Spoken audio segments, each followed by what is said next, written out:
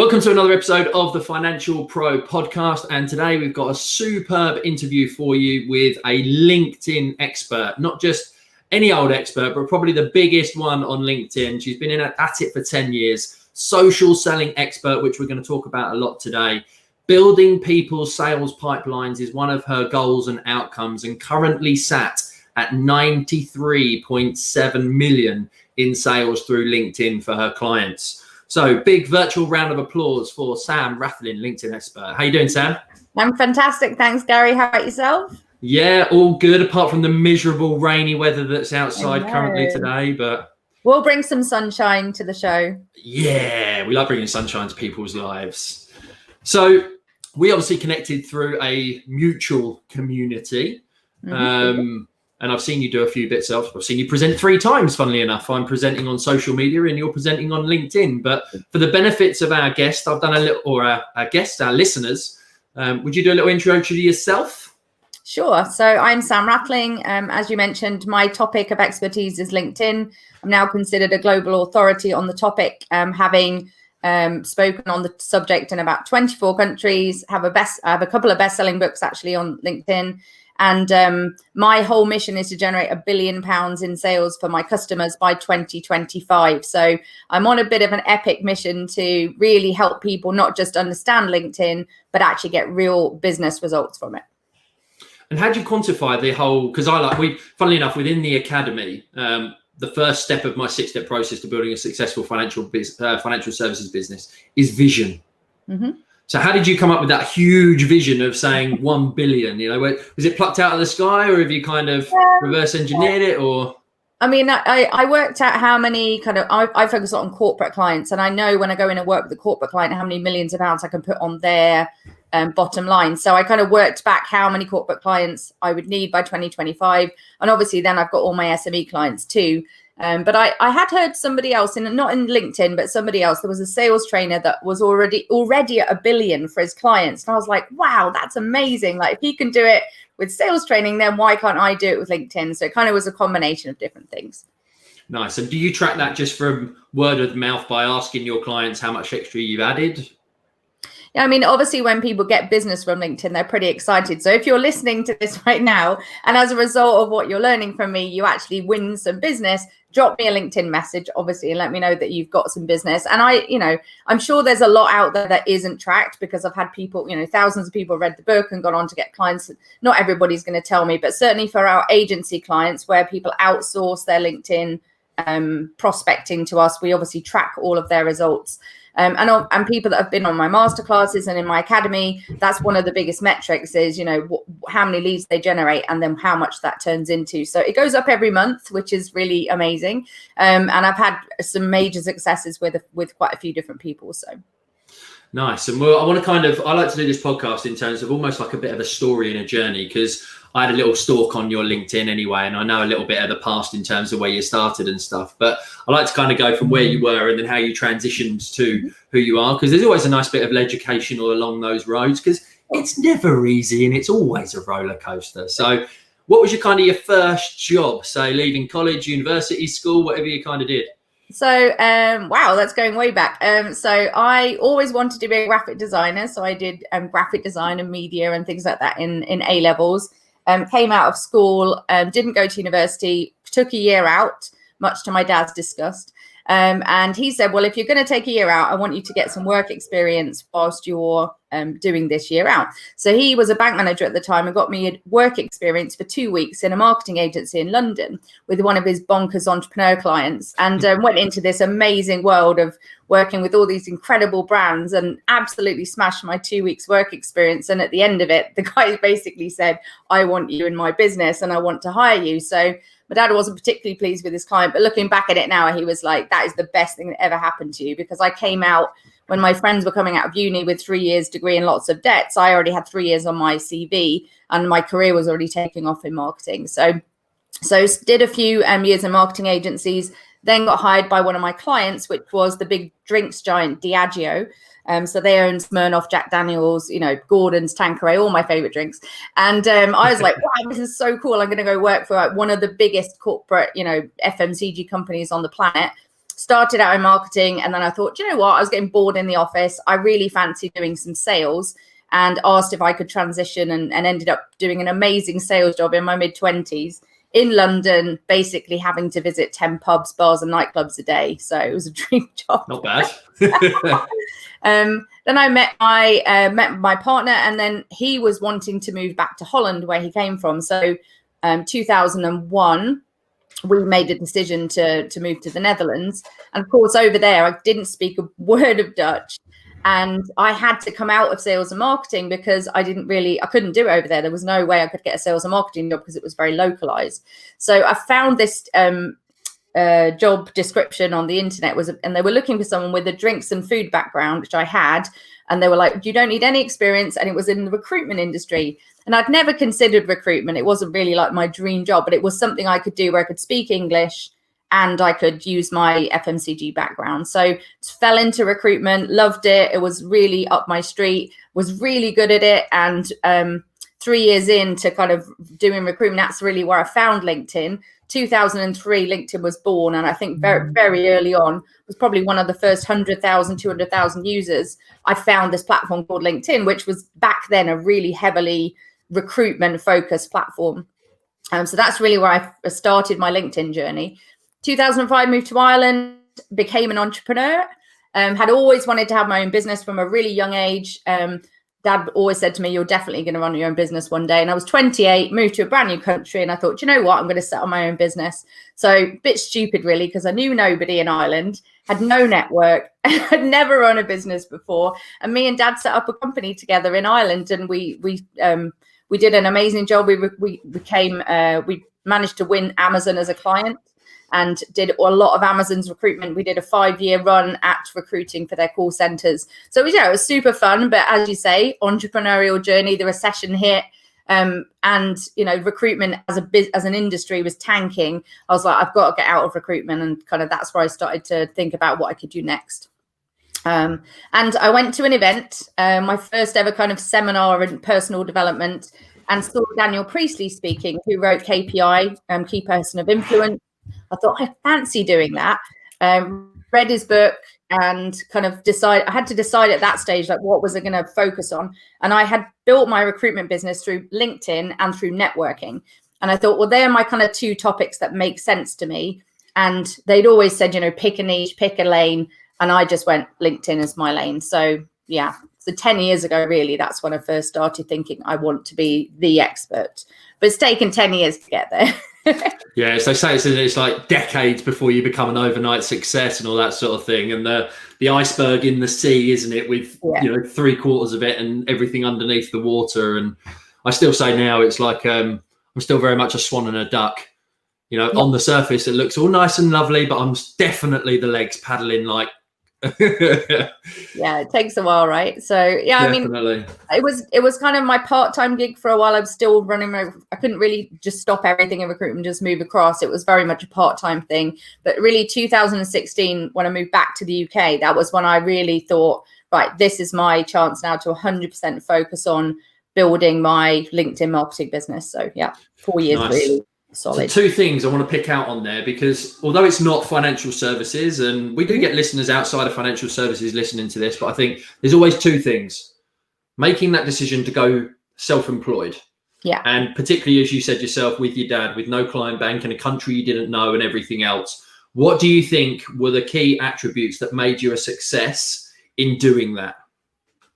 I think it comes down to relationships and building a powerful network, which is obviously something I talk about a lot with the LinkedIn world. But, I just went out and hit every networking group, I made a lot of noise very quickly through social media, through my and going out and face-to-face meeting people. And I think, I didn't really know anything about networking back then. I'd never done it before. And I fortunately got involved in quite a few kind of really amazing groups that I had, and just were full of people that wanted to help and had the network that I needed. So I put a lot of time and energy into one-to-one meetings and to really getting to know the people that had the clients that I wanted, and really kind of nurturing those relationships. So I think that was probably one.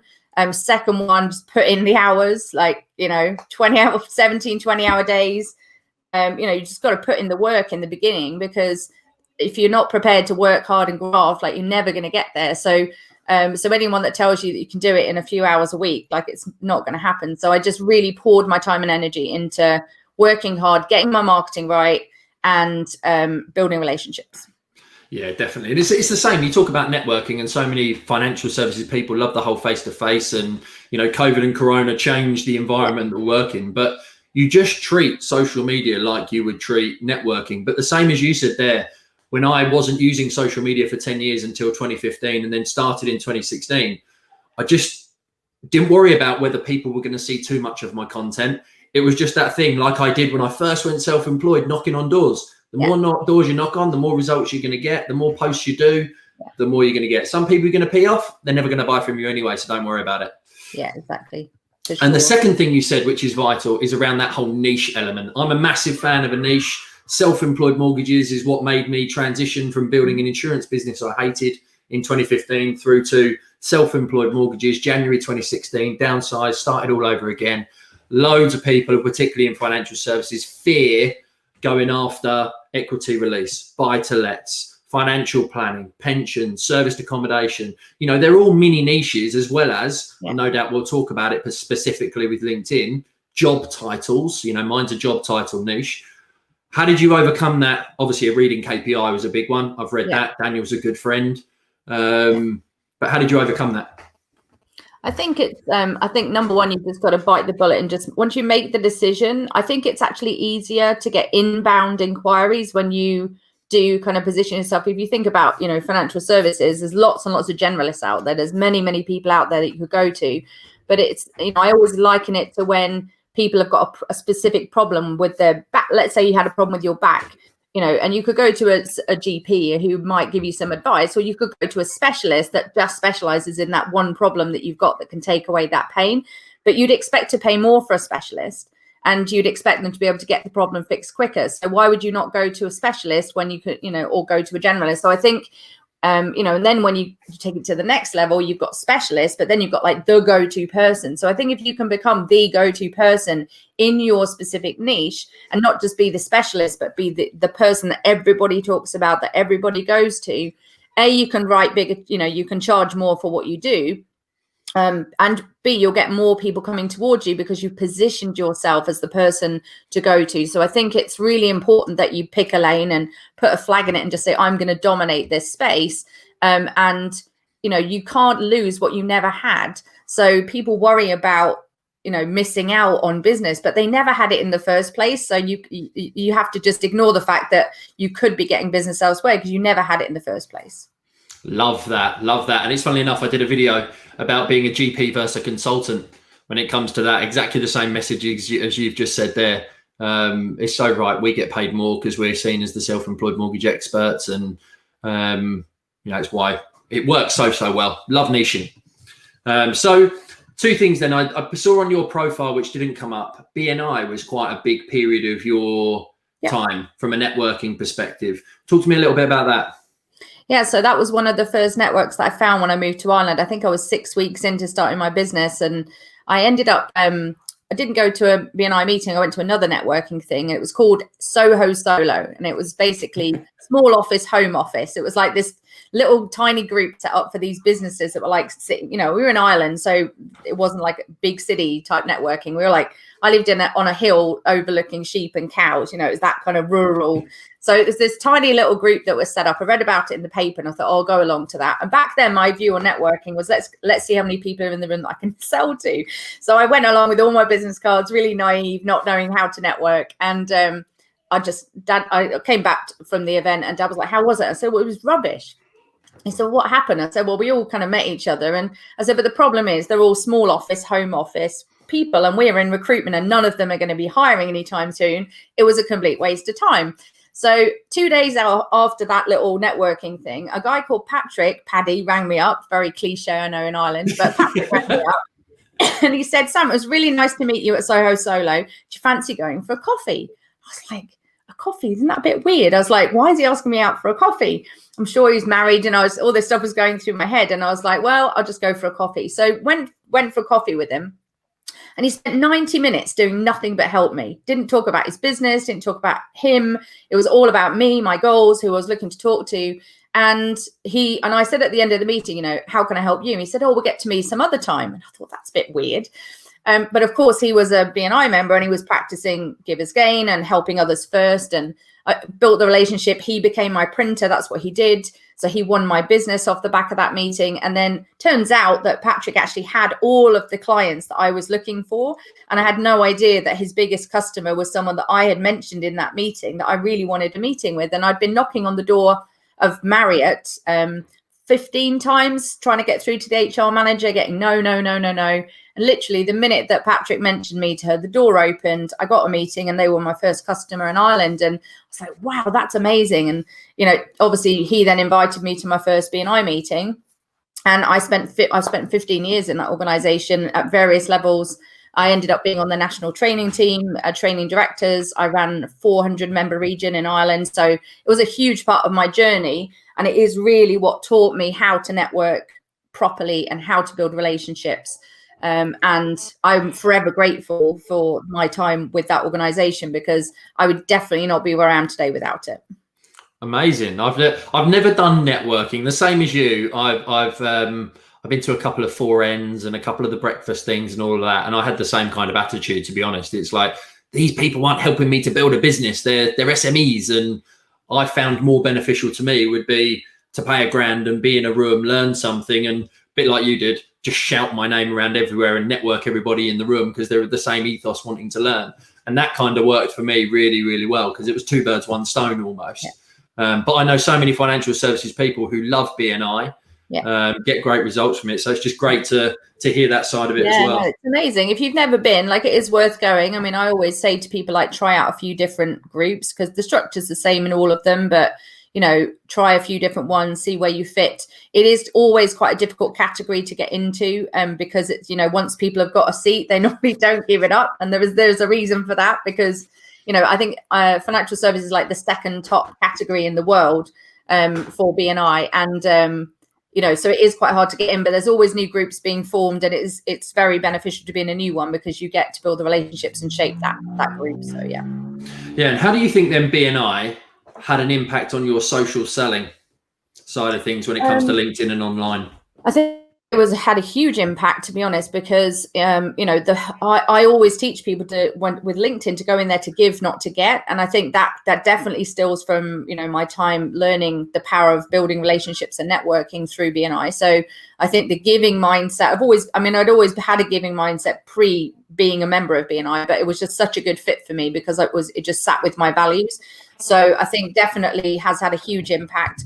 And ultimately, at the end of the day, what you're trying to do on LinkedIn is build relationships and start conversations with people. And if you can be good at that in the offline world, then you should be very successful at it in the online world as in LinkedIn. And just for anyone who's not sure, what's your definition of social selling? My definition is that social selling is the art of selling without selling. So it's about nurturing relationships. It's about putting yourself out there, not in a buy my stuff, pitch type way, but in a way where people get to really understand what you do, how you add value. And so that when they really do get to a point where they're ready to buy, is that they come to you first and they think of you first, because you're top of mind with them all the time. So social selling is not about, you know, putting lots of call to action and, you know, pitching people and spamming people's inboxes. Definitely not. That's not the way to make LinkedIn work. But social selling is very much about building your positioning as the go-to person, like we talked about earlier, and having actually people come to you where you've got inbound opportunities and people stepping forward saying, I've been following you for a while. I like what you're doing. Can we have a conversation? And that's so much easier to sell to people that really want to buy to you versus trying to go cold. So it's almost like warming people up. And then when they're ready to, they'll come to you. Yeah, I love that. It's that thing I talk about where I've had in the past, you get that weirdo sort of message of it starts with the one liner of I've been watching you. And it's like they go into the fact of, you know, I've got a portfolio of properties and it's this and it's that and and I like what you talk about and so on and so forth. And it's like, if you could have one of them every day, it makes business so much easier, because it's that GP consultant analogy again, where they'll pay more for your service because you're the logical choice. You're the when someone says, oh, I need this, your name comes up in conversations every single time. Yeah.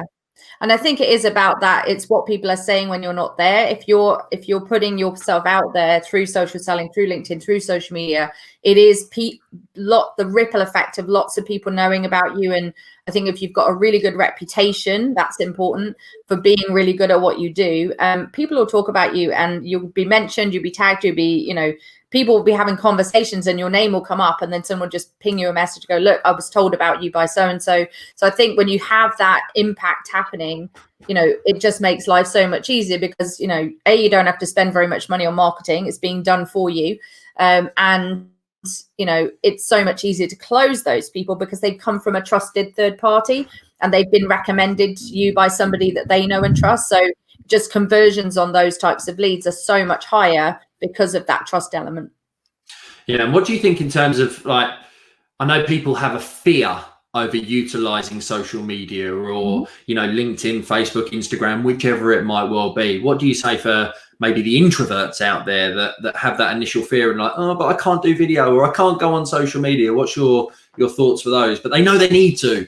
Yeah, I think, and obviously, I know, introverts are actually brilliant at networking because they're really good listeners. They don't do all the talking. They're the ones that do all the listening. So I think LinkedIn is a really good platform for introverts or people that are a bit scared of social media, because you don't necessarily just have to get leads just from posting, right? So you can get business from LinkedIn just by private messaging people, for example, and starting conversations. And that doesn't involve you being, plastering yourself all over social media. But on the flip side, if you do both, if you do the content and you do prospecting and outreach, you're going to get a bigger impact. So I think it's, you've got to feel the fear, do it anyway, just get started. You probably won't find that in the beginning that you're going to get tons of views on posts and things like that. And not every single post is going to be amazing. And, I have posts that tank and I have posts that go really well. And I got an email from one of my clients the other week, and he was saying that after I trained him, how he'd started to get really consistent with his posts, and he was posting every single day on LinkedIn 5 times a week. And that's not something he was doing before. But he said, look, some of the posts were were good and some of them weren't, but the fact that I was doing it consistently was the key to him getting the traction he's got. And I think you shouldn't be fearful of it. You shouldn't worry about what other people are going to think. As you said earlier, not everybody's going to buy from you, not everybody's going to like you, and that's okay. It's just about, just putting yourself out there and just do it for a month and see the impact, So if you're currently not posting at all, start doing it and do it for a month, and then see the difference in results in new people coming towards you, and leads, and, even just new people wanting to be connected with you. You never know where those are going to go. So just try it and see what happens, and don't be scared, and follow people that you like to follow and see how you can emulate what they're doing or get ideas from what they're doing as well. And I think the other key thing is planning. I think too many people just kind of sit in front of the screen and they just go, oh my goodness, what am I going to post? And they've just got no idea. So like trying to get some ideas ahead of time and just pre-plan out, like, what could I talk about for the week? Really simple thing to do would be to look at your diary and think, right, what have I got coming up in the next 7 days? And what have I done in the last 7 days? That's a really simple thing, because you can create posts about documenting what you've been up to.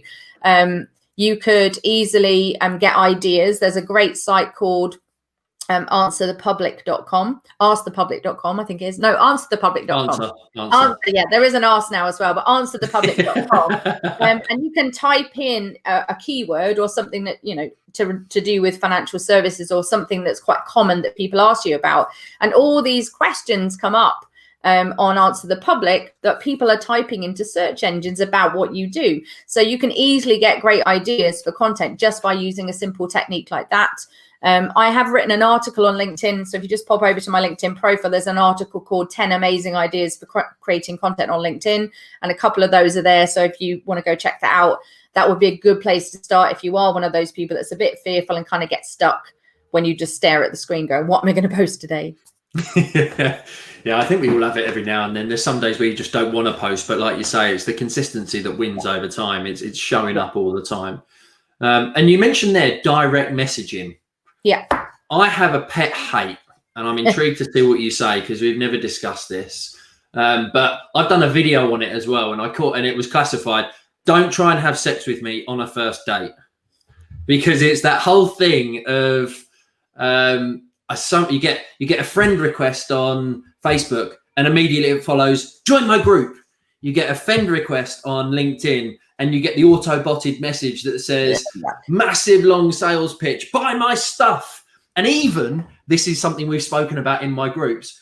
We get people who are mortgage people friend requesting us and then sending us a scripted little thing of, have you got remortgage due in the next 3 months and blah, blah, blah. It's like, look at who you're bloody messaging. I know, it's awful. So bad. What's your definition of the inbox method versus the trying to have sex with me on a first date? So first off, never use automation. That's the worst thing you can do. All these automated bots and like, it's just so horrible because things like that happen. Right? I get it all the time. People messaging me about LinkedIn lead generation. I'm like, clearly, and a lot of these, unfortunately, a lot of these automated things are, you know, they don't filter, they don't go through and manually like check who they're messaging. And actually, in your industry, it happens a lot. There's a lot of fake profiles set up for mortgage, insurance, etc. And you know, there's this beautiful woman that's like got a profile and she's messaging about mortgages and everything else, and they're fake profiles being set up. So that unfortunately, there are some really horrible tactics out there. And unfortunately, a lot of people don't realize and understand the true power of how to prospect effectively.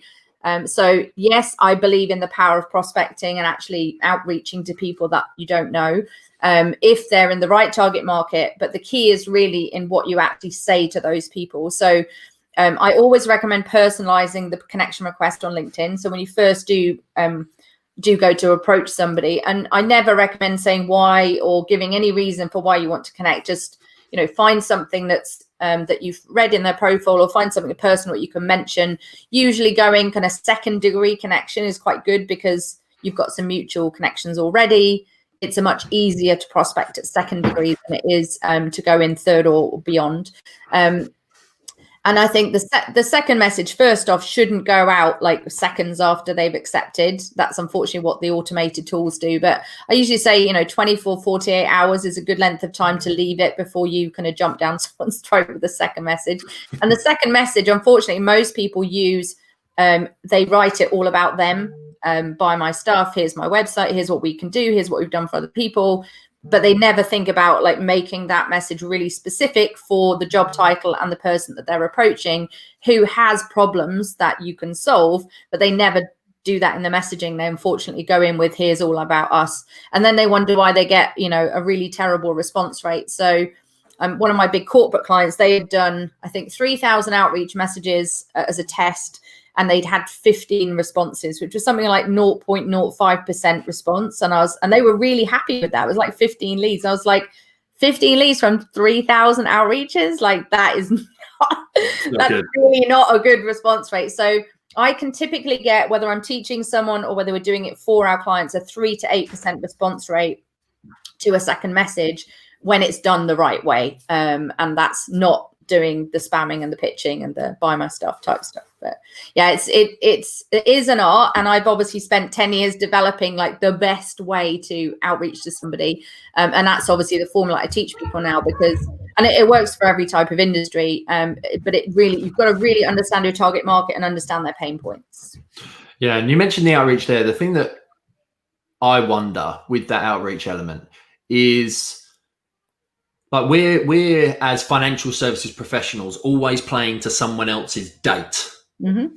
You know, if someone, for example, in your world, if someone knows they need lead generation, they're going to be feeling that pain almost every day. Where in a mortgage world or a financial services world, it's like you're playing to when the kids aren't at school, when the early repayment date ends on their mortgage, when their pension letter comes through the door. It's like some of these things, particularly in an insurance world, you know, you don't even think about it until the letter comes through. It's just like a direct debit, it's done and it's gone and everything else. So from a financial services perspective, how would you handle outreach when surely the 3 to 8% must be lower because it's not a kind of buy now product or service? You know, 3 to 8% response rate isn't necessarily people that are like ready to buy now, including us as well. You know, we prospect very large corporate clients who have got, you know, 100 to 300, 500 salespeople. Like, they aren't necessarily going to be like, oh yeah, I'll buy what you're doing right now today. So I think all of this stuff is all about building your pipeline for the long term. So the 3 to 8% response rate, some of them are going to be right time, right place, right conversation. Oh my goodness, I'm just literally looking at that this week. And you might get lucky on the odd one, but in most cases, you're going to be looking at filling your pipeline for the long term. So that, but if you, again, it comes back to consistency. If you're not currently doing outreach at the moment, you aren't filling your pipeline for the long term. So even if it is someone that is, 9 months away from being ready, if you're not having that conversation now, you're not in the game 9 months from now. So it's about really, I think, building those conversations. And I don't call them leads, I call them conversations. So what you're trying to do when you outreach to someone is just start a conversation with them so that you can start to build that relationship and then take it from the online to the offline. So I think with any type of business, we've all got different sales cycle lengths. I mean, some of my big corporate clients, they might take 9 to 12 months to come through just because, budgets, etc. If I prospect someone today and they've already spent all their money for the year, I've got to wait until their new financial year comes around so I can be one of their budget lines next year. So, I think, obviously smaller businesses, they can make a decision straight away. But for the type of people I prospect, I've got the same issue. So I have Leanne prospecting for me and my team. She's prospecting 30 people a day. Consistently, she's sending outreach messages and she's securing between 2 and 4 really strong sales meetings a week for us with the ideal client that we're looking to target. So I think with your outreach, you've got to be focused on the highest value type clients, not your bread and butter stuff. Your bread and butter stuff will come in from inbound, it'll come in from reputation, referral. But when you're spending time on prospecting, that's where you should really be focusing on like your highest value top type clients, because if one does come in, then all that effort's been worth it. And you mentioned 2 things there. One is the prospecting. First question is, how on earth do you track those prospects? The second question is, you're talking corporate clients, which is B2B, but mortgage brokers and financial services professionals is more B2B. So does that prospecting work, and the tool that you use, does it work for a B2C business? Yeah, absolutely. I mean, I think there's 2 things with a B2C business. Number one, every single profile on LinkedIn is a potential client. And secondly, the other thing that's really good for B2C people within LinkedIn is actually getting introduction to referral partners and introducers of what you do. So give me an example of someone that you would maybe have the same target market as you, but doesn't sell the same thing, Gary. Accountant, solicitor, divorce lawyer, any of perfect. Those. So all of those and more, I'm sure. They're really good for getting. So when I have someone that's B2C and I'm teaching them LinkedIn, I kind of have a 2-fold strategy. So one is, how do you reach out to potential end clients? But actually, if you built a relationship with a divorce lawyer or an accountant that really was looking for somebody that did what you do, that's a never-ending stream of like potential leads. So that's how you would approach LinkedIn. You do half of your prospecting with potential introducers and referral partners, and half your prospecting direct B2C. So there are ways to do it. It's just a slightly different approach when you're in your industry. Got it. Okay. And then how do you track that? Is it good old Excel spreadsheets? So if you CRM systems? So if you have a paid license for something like Sales Navigator, it's a really amazing tool, which is LinkedIn's not premium, but the next one up from that. That's where a lot of the prospecting activity can happen. You can build lists, you can save, lists, etc., and you can track what's going on. We have an entire system built to track leads and stats and things like that for our clients, where we're doing it for them. So it isn't just an Excel sheet. But if you are doing it yourself, I would suggest something like an Excel sheet or something like that, because as with any marketing, it's testing and measuring, and you might need to test out 3 or 4 or 5 different messages to see which one is going to be the best for B2C and which one's going to be the best to get you introductions to your referral partners. So test and measure. I spoke to a client the other day actually, and he'd been prospecting for the last I think 4 months, something like that, and he had a spreadsheet of all 1,800 connections he'd reached out to. He knew exactly what his response rates were. And that's why he came to us. He's like, I know this works. I've done 1,800. I've got 4 massive projects. I know this works, but now I'm ready to outsource it and give it to someone because it works for me. So test and measure. I would usually recommend having a couple of different versions of your second message so that you can see what gives you the best response rate. Got ya. Okay. So as I understand it, then your kind of ethos around LinkedIn is generally one post a day. It's then making it good content, ideal for your target market, and then finding who those ideal clients are, be it an introducer or a B2C kind of relationship, sending them a first message, not immediately. So it's a little bit, give them a chance to see some of your content perhaps. And then following up with a second message, which is a little bit more prone to it's almost your sales funnel, isn't it? Yeah. The content builds a relationship. Your first message opens a door, and the second one hopefully gets you to put a foot into a conversation. Yeah. So I kind of have a 15-minute a day system with LinkedIn, and part of that is your content. Part of that is your prospecting, like minimum 10 a day. If you just reached out to 10 people a day and you're not doing any right now, that's a step up from what you're doing to build pipeline. So one post a day, 10 outreaches a day. You can do that very easily once you're into the swing of things. And then engagement. So that's liking, commenting, getting involved in other people's posts, and just getting your visibility and credibility up just by being an active user of the platform. So anyone could do 15 minutes a day. Obviously, if you invest more time than that, and you do more than 10 outreaches a day, and you do more than one short post a day, then you're going to see results quicker. But for most people, in about a 90-day time frame of doing that consistency of those three things every single day, you should start to see some results. So 15 minutes a day. Yeah, I was going to say that was going to be one of my questions, was time, because I know some people are listening to this going, I haven't got time in my day. I can't do that. That sounds like hours of outreach work and posting and blah, blah, blah. And I'm a big advocate of, my first sales manager said to me when I was self-employed, you must do 1 to 3 hours of prospecting every day, consistently, religiously. Otherwise, it will bite you in the bum. And that's always stuck with me. Yeah. On a good day, it might be 3 hours. On a busy day, or if I'm out and about or presenting or speaking or with clients or whatever, then it might be an hour. But that's why I love social media, because you can just do it anywhere. You do it sitting in your car if you fancy. Exactly.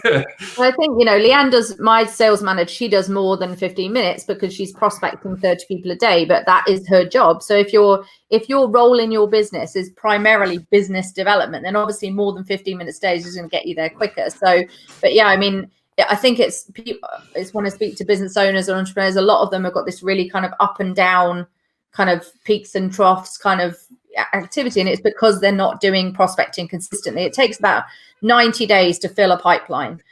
So if your pipeline is empty right now and you're looking at your business going, I need customers, like just start prospecting, like just do it, but don't expect it to happen like straight away. It's going to take you a good 3 months to really build pipeline. But then once you get clients, don't then stop that activity that got you them in the first place. You want to really keep that consistency going. And, if you, and I do, an hour a day is when I talk to sales professionals or people that have got a pure business development role in their business. Like an hour a day is definitely what's needed for sure. Yeah, I hear you. And definitely, I think it is that thing. I say to mortgage, especially people who are newly self-employed in financial services, don't go out of the gate sprinting. Slow and steady, have your minimum standard of performance. It might be one post a day, keep that consistent. Start with 2 outreach messages and see where that gets you. Then move up to 3, because the problem is they'll get to 10. And then the inbound inquiries will start coming in 2 or 3 months. And then they'll go, oh my God, I've got too many. And then at month 3, they'll stop doing their prospecting. And in 6 months, by month 6, they're going, hang on a minute, I've got no leads again. Yeah. That's because you went too hard and too fast. Yeah. Up curve, So yeah, that's cool. I think, and people quite often worry about, having too many. Like, I'm like, well, don't worry about having too many. You can start being really selective at that point about who you take on, because when you're first starting out, you kind of just want anyone and everyone, and you just like take every person. But we have a 15-point criteria that clients have to meet to become an agency client now. Whereas in the beginning, I'd be like, if someone wants to work with me, I'll take them as a client. But then you end up with clients that maybe aren't really a good fit for you. So I think you can start to put your prices up if you've got too many coming towards, and that will eliminate, some. And then you can start to be selective about who you take on and start to really think, do I really want this person as a customer? And are they a really good fit for me? And then you can have a waiting list. I mean, we have a waiting list of people to get started now, and people are okay with that, because when you are the go-to person, people are prepared to wait to work with you. So don't ever worry about having too many leads or too many inquiries, because there are ways to manage it. And then you can start to scale, obviously, at that point.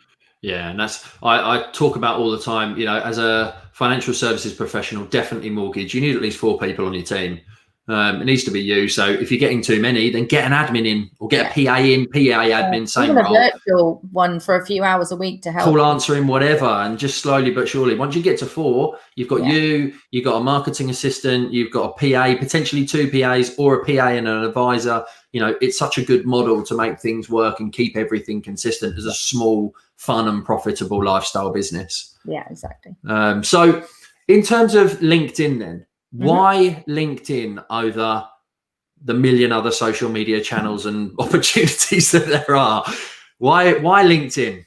I think, well, first off, when it comes to content, LinkedIn's content will stick around a lot longer than other platforms. So, something like an Instagram story or a, Facebook post is here today, gone in a few hours. Whereas with LinkedIn, a post will linger and stay around, usually on average, a week and a half to 2.5 weeks. So I think the key thing really is, like, content wise, you're going to get a lot more longevity from a piece of content on LinkedIn. So that's step number 1. I think step number 2, if you're looking for professional people and the higher demographic, higher demographic of individual, they're going to be on LinkedIn. So there's more higher money earners, there's more ABC type, ABC1 demographic type people. So if you are looking for people with more money to invest or with more money to put onto a house or whatever, they're going to be on LinkedIn versus, them going to be on the other platforms. So I think that, from a targeting perspective, I mean, you can really target very specifically on LinkedIn. So once you've got a clear picture of who you want, what their job title is, what industry they're in, what their money bracket is, all that kind of stuff. Once you've really got a clear picture of either your B2C end consumer that's going to buy from you or your referral partner, it's a fantastic place to reach out and connect with them. And people are very open. I think it's a very positive environment as well. Like, it's a very supportive community. You see quite a lot of negativity on some of the other platforms, particularly on things like Facebook. I think you'll get a lot less of that. So if you're worried about negativity, haters, skeptics, all that stuff, you don't tend to find too many people kind of doing that publicly on posts and things like that. So there's so many reasons why LinkedIn is my happy place. But I think you can really, when you understand the power of posting, I mean, when you post on LinkedIn, it's not just your followers or not just your connections that see it. As soon as, let's say, Gary, you commented on a post that I had done, your network gets notified that you've commented or liked on one of my posts. So now your connections are seeing my brand, and that's different to the other platforms. There could be somebody in your network that doesn't know who I am, that sees you liking and commenting on my post and thinks, oh, I'll go check her out. And that doesn't really happen on the other platforms. If you're posting from a Facebook page or you're posting from, your personal profile on Facebook, for example, you haven't got that ripple effect going out to your extended network. And I think that's really where some of the power of LinkedIn comes in. And I think, when you start getting your post trending and things like that on LinkedIn, you can really start to really expand your reach. So I love LinkedIn, obviously, because it's my favorite platform. And I'm not saying I'm not on the other platforms. I'm on all the other platforms. I think you just need to invest probably about 80% of your time in the one place where you're going to get most of your business and where your target market are going to be. And in financial services, if you are looking for, a higher end type of client or somebody with more money to invest, or somebody that's going to be buying a bigger property, for example, they're going to be on LinkedIn. That's where all the CEOs are. That's where all of the big, big name business owners are, entrepreneurs, etc. So really depends on your target market, but I love it for that reason. Yeah, nice. And what are your top tips for utilizing LinkedIn? Obviously, we spoke to some, but are there any little tools on LinkedIn that are quite useful to use, or any ways in which you can get your posts? Sometimes, like you said earlier, some of our posts just tank and I have no idea why. But are there some cool insights you can give us, or things that we can get, or anything like that? Sure. I mean, there's obviously hundreds, but I'll try and pick out a few that I think would be useful. So first tip would be, if you are posting on LinkedIn, bear in mind that LinkedIn makes its money from keeping you in LinkedIn. So if you are trying to send somebody to an event registration page or a YouTube video or something outside of LinkedIn, don't expect that post to get very much visibility at all. So if you had written an amazing blog or an article that's sitting on your website and you want to send people over there and you just post it as a link, LinkedIn's algorithm is not going to pick up that piece of content and push it out to lots of people because you're taking people away from LinkedIn. So that will be tip number one. Put the link in the comments and reference where they can go to find the information, but don't put it into the actual post itself. That's quite a common mistake I see people make, and then they wonder why they get one like and no interaction. Second thing is, if you want people to engage in your post, then you definitely want to use things like questions, for example. So it sounds really simple, but let's say you were doing an educational post or you were doing some tips or expert advice on something. Asking a question in the post is going to drive conversation, and LinkedIn loves it when you've got lots of comments and reactions happening underneath. In fact, it's even better when you've got comments and lots of replies to comments as well.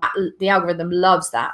So asking a simple question that's easy to answer, that doesn't put people in a real thinking mode, but just something really simple, can really help that post to go further than it would do without a question.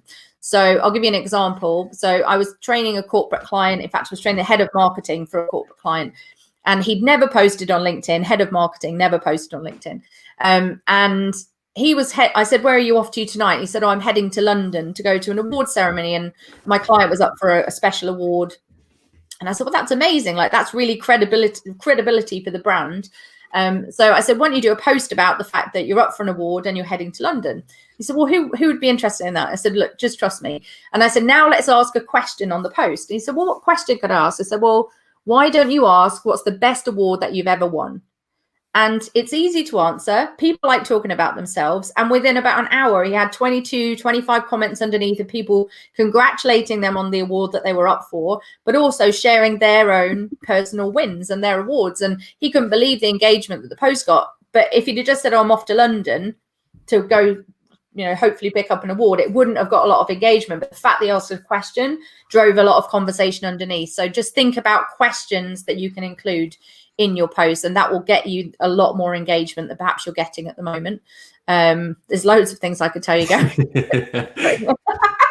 I think the length of the post is important. So you get 1,300 characters with a LinkedIn post. It's quite a lot of text, but the more you use, the more copy that you write with the post, even if it's a video or a photograph. If you put a lot of copy in that post, you're going to get more traction, because LinkedIn's algorithm is not just looking at the quality of the post and the engagement on the post, it's also looking at what's called dwell time. So that's how long somebody stayed on that post, even if it's a written piece of content, not just videos. It used to be just videos that they looked at length, but now it's about how long did somebody stay on that post for, and did they interact. So the longer the post, the better, and obviously make it very quality so that people are, getting a lot from it. And I think the next thing really is just aiming it completely at your target market. So when you write a piece of content, don't try and go for everyone and anyone. Really make it specific imagine it's like your perfect customer that's reading it, or your perfect prospect, and write it for them, so that they just go, my goodness, this person gets me, they understand me, and they're really helping me.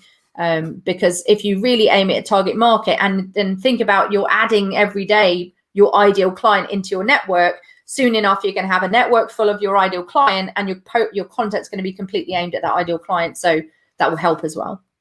Nice. And there's one you haven't mentioned, which I know that will be useful and valuable to the audience, which is this whole SSI score. Yes. What is it, and why should people pay attention to it?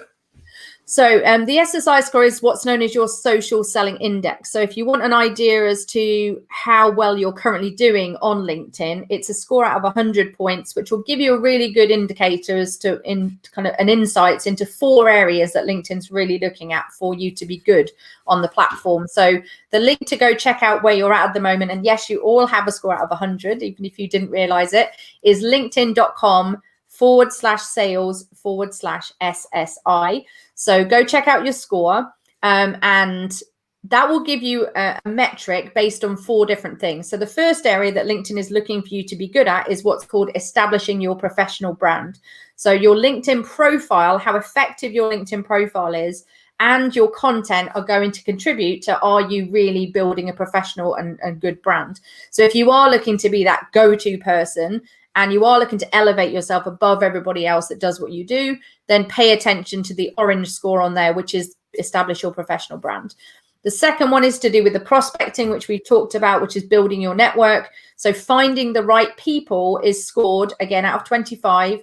And you'll see that the more you prospect and the more you grow your network, the more that score will go up. The third one is about engagement and how much you're using LinkedIn for insights. So things like liking, commenting, sharing, getting actively involved on the news feed is going to help you with that one. And finally, the last score, also out of 25, is building trusted relationships, which we talked about a lot on the show already. So go have a look at what your score is. Ideally, you want to be in the high 70s, ideally into the 80s out of 100. That's where you're really kind of going to start getting lots of visibility, lots of credibility, and more importantly, leads from your LinkedIn activity. So if you're sitting at kind of 50, 60, you've got some work to do. If you're under 50 right now, then you definitely have some work to do. But the lower the score, the easier it is to build. So that's a good thing about it. Got it. So you've given us hints and tips in terms of actually getting that score up, haven't you? So we might save some of them for the Academy Q&A after the podcast episode. So excellent. Thank you very much indeed, Sam. I think we've covered a massive amount of stuff for LinkedIn. Obviously, we're going to cut off the podcast in a moment and go and do some Q&A with my Academy members. But for anyone who wants to come and connect with you off of the back of the podcast or off of the back of YouTube when we put this up on there, what is the best place to do that? Where should they go? Well, the most obvious place to go would be obviously to my LinkedIn profile. So just go check me out. There's only 2 Sam Rathlings in the world, and one's the CEO of an IT company in male, so not that difficult to find. So check me out on LinkedIn. Send me a message. Let me know that you came through Gary's podcast or Academy, so I know how you found me. That would be really useful. If you do have any other questions or anything like that, happy to to answer them. But obviously, I'm going to do that for Gary's Academy members just now, so I'm sure they've got loads of questions for me. If you haven't got a copy of the book, LinkedIn Bound, then that's a really good place to start. That's available on Amazon through Kindle and paperback version. And that's a bestseller. So go check that out if you haven't got it already. And if you are looking to take your LinkedIn knowledge to the next level, then my Academy is a good place to do that as well, which of course, Gary, you're a member of. Yes. So, and we're a new member as well. And actually, I want to ask you, I hope you don't mind me doing this, but what was the one question, or what was and I think this is because we charge fees as mortgage brokers. When you were obviously pitching me and talking to me about joining the Academy and the benefits of the Academy and everything else, there was one statement which you said to me, which I said I'm going to adopt. I hope you remember what it was. Of course I do. And I sort of sat there and I was like, right, this is part of your sales pitch. So share with the audience, because I think it's valuable in the sense of what you said and why you said it. Because I have the same ethos for my mortgage brokerage. Yeah, so I always, at the start of a sales conversation, I think it's really important to bring up the biggest objections like early on. So the question that the thing that we always say to potential clients is, there's a few reasons why we might not be a good fit for each other. Do you mind if I share what they are?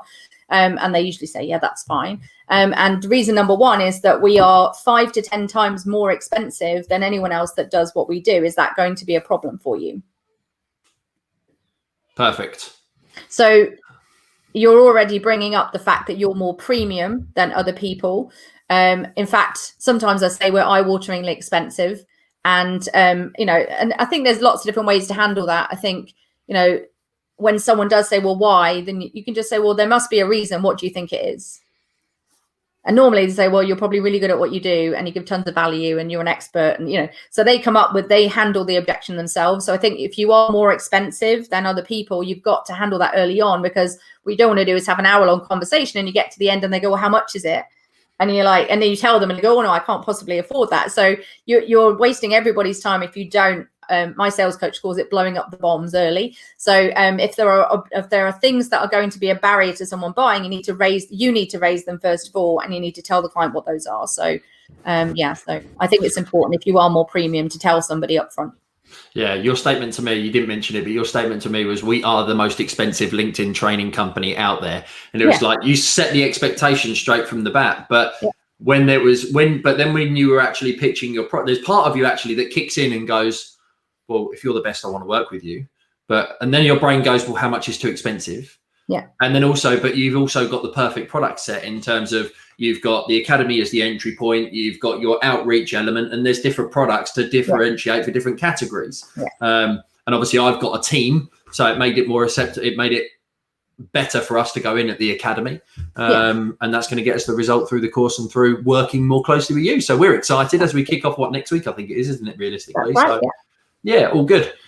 So what we'll do is we'll put links in the show notes to Sam's profile, to the SSI score, to Sam's book on Amazon, all those kind of bits and bobs. So we'll make it super easy for you to go and connect with her. Make sure you do. And obviously, thank you very much indeed for your time today, Sam, on the podcast. Really appreciate it. Been super fun. You've asked me some questions that not every podcast show host does, so I like that. Oh, that's good.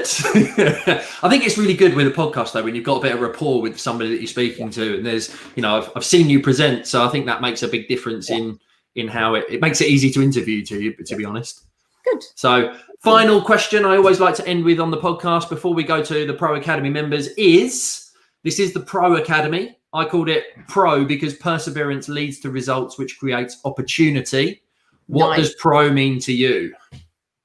I think Pro means being the best you can be, being the top of your game, and having a reputation where it's not just you that says that you're the best and you're the pro, where your network and other people around you are considering you to be the person to go to. Nice. So what people say about you when you're not in the room, which you mentioned right at the very start of the podcast. So that was awesome. So thank you very much indeed, Sam. Really appreciate it. And we'll look forward to seeing all the other guests or listening. We'll look forward to speaking to everybody else again on other episodes of the Financial Pro podcast. We talk about creating more leads, more sales, more profit, and more time. So if you want to go and learn more about that stuff, not just in financial services, but in business, then there's another 100+ episodes that you can go and have a listen to. Make sure you leave a rating or a review, or come and connect with me on any of the social media channels. My top tip for social media is try and be the same name everywhere, because it just makes it easy for people to find you. So I'm at Gary Das. Have a fantastic day. And remember, now's the time to become pro.